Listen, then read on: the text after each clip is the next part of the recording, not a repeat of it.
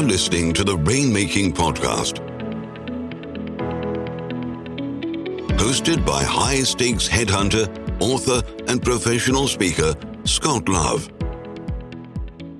You're listening to the Rainmaking Podcast, and my name is Scott Love. Thank you again for joining us on the show. I learned so much from our guests by having them on here. Each time we have a guest here, I think you can see for yourself that there's so much depth of knowledge about client development. I'd highly recommend scrolling through some of the previous episodes if you haven't done that and find other topics that you think would help you. The different organizations that listen to this range from law firms, whether it's a big global law firm or a small boutique, professional services firms. We've got a lot of recruiting and staffing companies on here. Accounting firms. We have several accounting firms that listen to this, and even business-to-business salespeople. And all of them have one thing in common. Their business depends on getting work, on being able to sell your services. Now, you might not call it sales. You might call it client development, but that's really what it is. And there's things that I've learned from our guests. For example, our guest today is going to talk about sales readiness that helped me, and I know it can help you also. Our guest is Aaron Gutowski. I've known Aaron for a long time. He's the Chief Sales Officer for Chief Outsiders, and that's a consulting company that offers fractional part-time chief sales officers and also chief marketing officers. And we're talking about what it means to be sales ready. I think you're going to get some great ideas from Aaron today. Even if your organization doesn't like the word sales, you call it client development, you're still going to learn some things from our guest today. As always, this show is sponsored by Leopard Solutions, legal intelligence suite of products, Firmscape, and Leopard BI. Push ahead of the pack with the power of Leopard. And now here's my conversation with my friend, Aaron Gutowski. Thanks for listening. Hey, this is Scott Love with the Rainmaking Podcast, and I've got my good friend with us today, Aaron Gutowski, who's the Chief Sales Officer of Chief Outsiders, and we're talking about sales readiness today. Aaron, thanks for joining me on the show.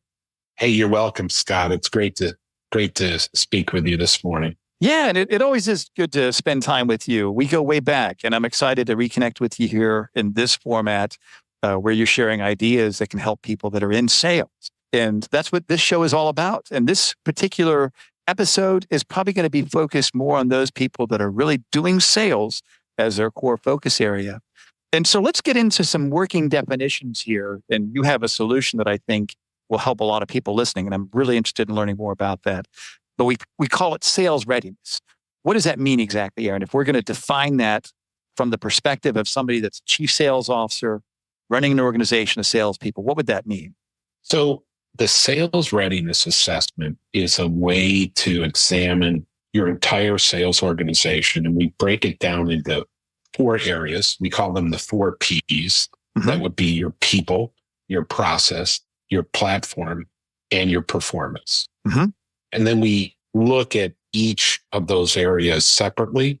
And for instance, on the people part, let's look at what attributes do you look for in successful salespeople at your firm? Do they understand the value proposition? Mm-hmm. Do they have certain characteristics that you look to source when you hire people? On the process side, do you have a methodology that takes the buyer through a certain process? And do you stick to that every time so you can shorten that process for purchase?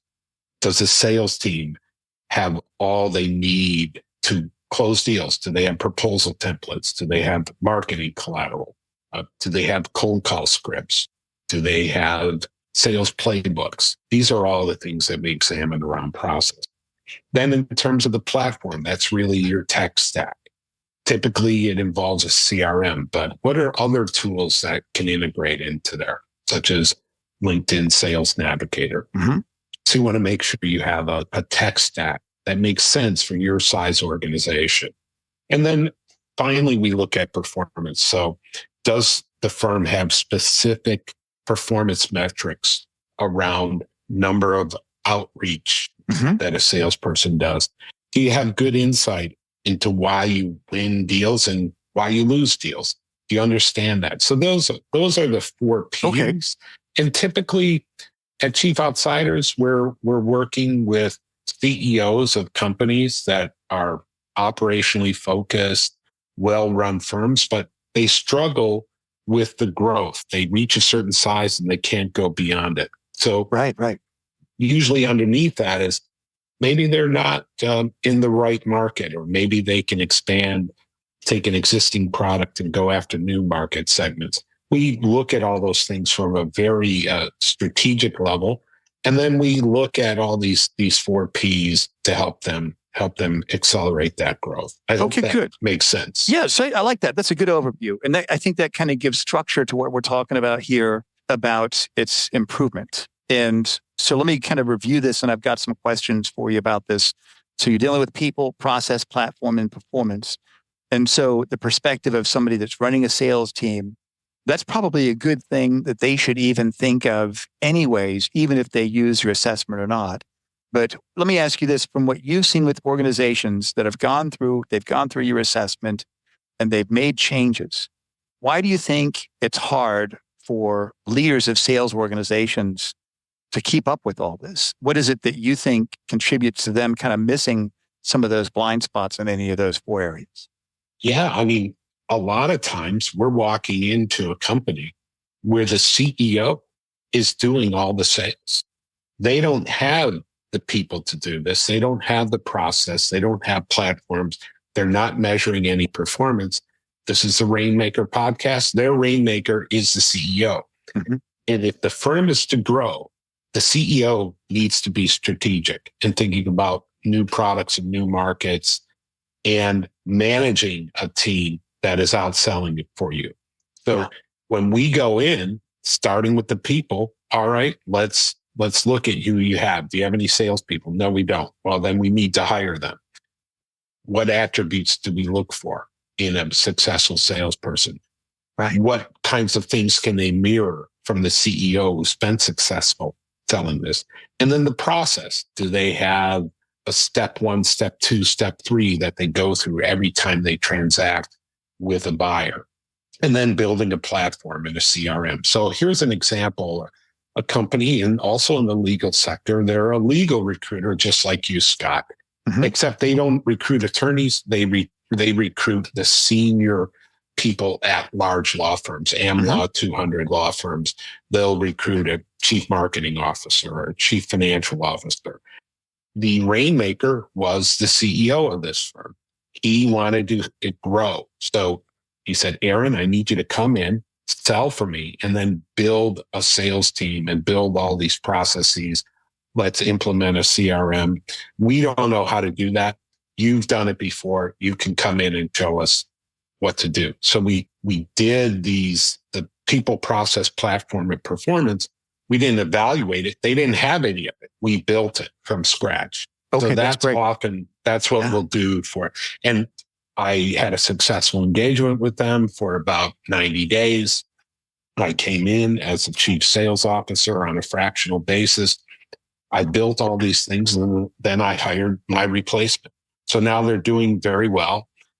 They're expanding their market. They've more than doubled their sales, and they're doing very well. I hired my replacement, essentially. That's great. Gave them everything they needed to succeed. I think that's a good solution where you come in, and I think it's a smart way for a company to really fill that gap, is to work with an expert. You've been there, you've done that, you've done all these things before. And that's a good story. I like that, double the revenue also. Who doesn't want that, right? So let me ask you this, kind of going over these 4 areas: people, process, platform, and performance. Where do you think most leaders struggle in any of those 4 areas to really get their arms around where the challenges are? What do you think? In many cases, it's that process. Do they understand what happens when one of their buyers goes through step 1, they engage. Step 2, you're pitching them on your solution. Step 3, they're evaluating that. Step 4 is put together a proposal and then close them on that proposal and then work with them to get the agreement signed. So I've often found it's that process breaks down. And also, they don't understand how many new opportunities they need to go after in order to make that process successful. So they're not getting enough new deals at the top of the funnel. And that's usually where they go wrong, is they rely on too few opportunities to get them to their number. So they need to increase the top of the pipeline, but by getting to as many new opportunities as possible. And we coach them on how to do that. And that often involves the process and the platform combined. Yeah. So the process is, okay, how do we reach our customer base? The platform is a platform like a HubSpot, which has an email capability built in where you can do sequence emails and reach those new buyers. Mm-hmm. So that's a combination of the process and the platform working together. Got it. And so what are metrics when you look at performance of sales teams? What are some of the metrics that you have found to be very helpful without being micromanagers, but things that sales managers, sales executives need to keep their thumb on the pulse of? Generally speaking, a person who's, let's say we call it an SDR, or a sales development representative, they're the people that are going out, doing the cold calls, sending the emails, reaching out to the type of buyer that makes a decision on their product. Generally speaking, I've seen the really successful organizations, they will have each of their SDRs get at least one new opportunity with a new customer each day. So that's one per day, and that's 20 per month. And the math goes from there. So you can begin to look at, okay, if I add 2 more SDRs and they're each reaching 5 new opportunities a week, 20 a month, what would that mean to our overall pipeline? And then you examine the metric or the fracture point between the number of new opportunities as they get down to closure and measuring all that. So usually where they go wrong is they're not getting enough of those new opportunities, and they don't train their salespeople how to book those meetings and how to persuade people to come into their process. Okay, that's interesting.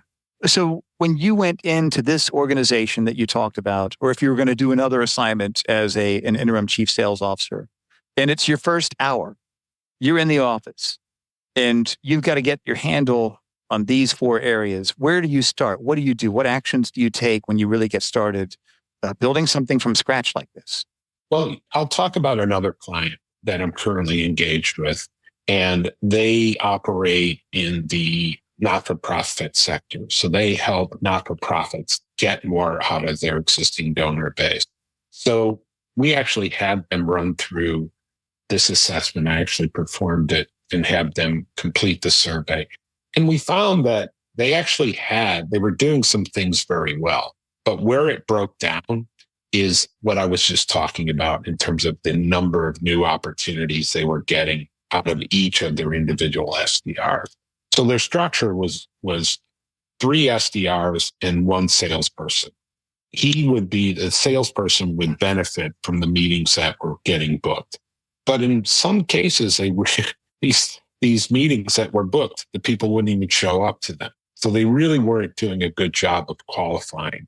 So what we did is we made the credit a little bit more stringent towards what counts as a booked meeting, and made sure they were reaching qualified buyers. So they could book a meeting with a charity that wasn't very big, but they took the meeting just because it sounded interesting. They had no intention of buying. That's not a good prospect. So you need to do some qualification. And that's what we honed in on. And they're doing a much better job of it. They're able to get those 20 meetings booked per month. And that's ultimately going to come through in the pipeline. We're having a very successful quarter right now. It's probably going to be a record quarter in terms of sales for them. So that's very exciting. And I really enjoy that. I really enjoy coming in and helping them with some basic things. All the other things they had in place, their platform, that was all fine. They had the right people. They just needed some coach. Yeah, that's great. That's fantastic. And I can certainly understand that you're coming in and you're building something or you're solving some pretty big problems. That's got to be very satisfying. Indeed. And so kind of go deeper with the area of platform. You mentioned before that it's, I guess, a CRM or whatever you want to call it. What are some of the structural components of a platform that a sales executive needs to keep in mind? So number one, you definitely need some type of CRM. I've found that on larger companies, enterprise companies, you'd probably be looking at something like a Salesforce, which is, heavy duty CRM. It's got a lot of capability. It's highly customizable. There's a bigger expense associated with that. Mm-hmm. There's other platforms like HubSpot, which is completely easy to use and has a lot of capability. And I find the smaller organizations usually go with something like that. Right. But there's other components, because that's just a platform that holds all your customer data. It has the ability to push out emails. Where do you get the emails? Well, you need to start looking at tools like LinkedIn Navigator. They're not necessarily going to have the emails, but maybe like a Zoom Info is another great tool to source people's emails and phone numbers, and integrating those two. So you're pulling lists of customers off of Zoom Info, and then implementing it into your CRM, and then doing email sequences, they call them. Some people call them campaigns, but you're pushing out hundreds of emails, and then you're integrating that with a follow-up by the salesperson. It could be a phone call. It can be a LinkedIn, in-mail, all those types. So you've got to have that tech stack ready, and making sure you pick the right tools depending on the size of the company and your specific needs. That's great. Yeah, that's good. Any other components of a platform that people need to be mindful of? Yeah, actually, there's a great component. There's another company called Leopard Solutions that I used to head up sales for. And if you need to recruit attorneys and you need to go after leadership within a large law firm, they have a great platform that provides that capability. So there's very industry specific types of platforms like a Leopard Solutions. If you're in the legal sector, you could also integrate those into your CRM. They have a lot of firm intelligence that they look at. They've got their Leopard top law firm list, which is a great source. They're a great industry specific provider. On the construction side, I work with a firm right now that does a lot of business in the construction sector. There's a great platform called CoStar, which you can source the property managers and property owners of these construction projects. So there's a lot of great tools out there, but they all need to be integrated. It's really going to depend a lot on the company. Have you seen companies invest in their own proprietary platforms before, like create their own CRM, hire people to build their own research lists, things like that? I have not seen that. Generally speaking, they're using some type of software as a service that they can pay for on a monthly basis, depending on the number of people that need access to it. And it's too costly to build these things from scratch. I did see some of that in the legal sector where they built their own platform, but generally speaking, there's just better tools out there, and they keep it current, and you don't have to worry about that aspect. You can worry about reaching new customers and just having a great offering for them. Absolutely right. Yeah, and I think it makes sense. Whatever niche you're in, whatever resources are there, buy it off the shelf and save time. Let somebody else do the heavy lifting. And you're going to have to pay for it, but what do you get from it? You get better information that's being culled and cleaned up by people that do that for a living.